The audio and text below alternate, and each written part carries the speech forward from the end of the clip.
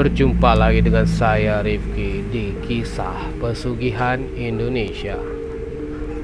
Kali ini kita akan membahas tentang pesugihan yang cukup terkenal di Indonesia, pesugihan tuyul. Berikut 5 mitos pesugihan tuyul. Dilansir dari kumparan.com, pesugihan tuyul bukan hal asing lagi di masyarakat Indonesia. Mitos ini masih beredar dan sebagian orang masih percaya. Tuyul digambarkan sebagai makhluk gaib berwujud anak-anak. Banyak yang bilang tubuhnya berbulu dan agak berlendir dengan gigi yang runcing. Beberapa orang mengaku bisa atau sempat melihat penampakan makhluk halus ini.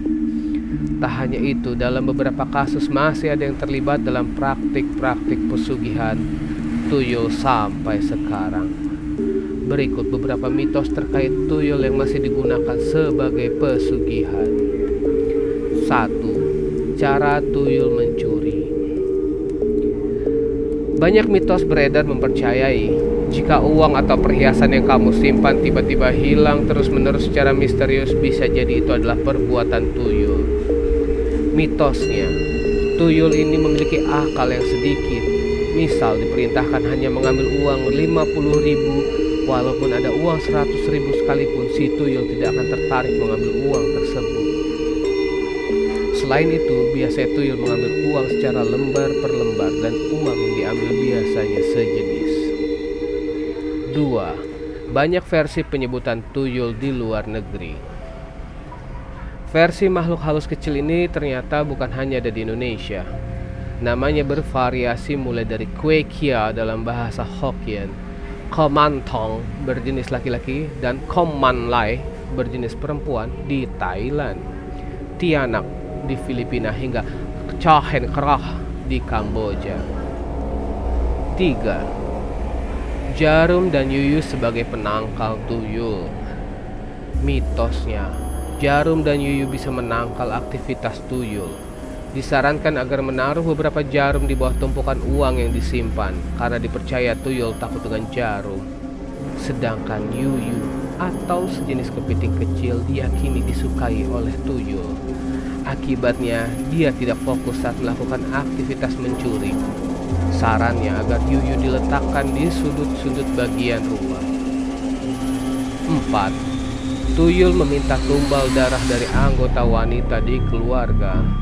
Menurut mitos di Jawa, sebagai ganjaran untuk tuyul yang sudah menghasilkan kekayaan secara instan, sang majikan perempuan harus rela untuk menyusui tuyul tersebut.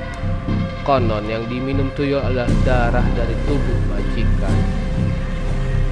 5. Perilaku tuyul sama dengan anak-anak pada umumnya. Tuyul dipercaya sebagai perwujudan bayi yang gagal lahir atau hasil aborsi. Beberapa orang yang melihat meyakini sikapnya tidak jauh berbeda dengan anak-anak, seperti suka berlari, memanjat, bahkan melakukan keisengan seperti menampakkan diri kepada manusia.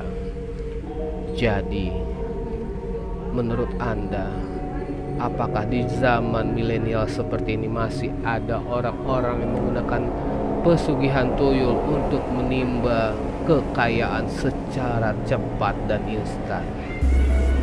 Semua itu kita kembalikan kepada pribadi masing-masing. Apakah Anda ingin menjadi kaya dengan bantuan jin, setan, dan sebagainya? Atau Anda ingin menjadi kaya dengan usaha Anda sendiri? Saya Rifki, undur diri. Kisah Pesugihan Indonesia.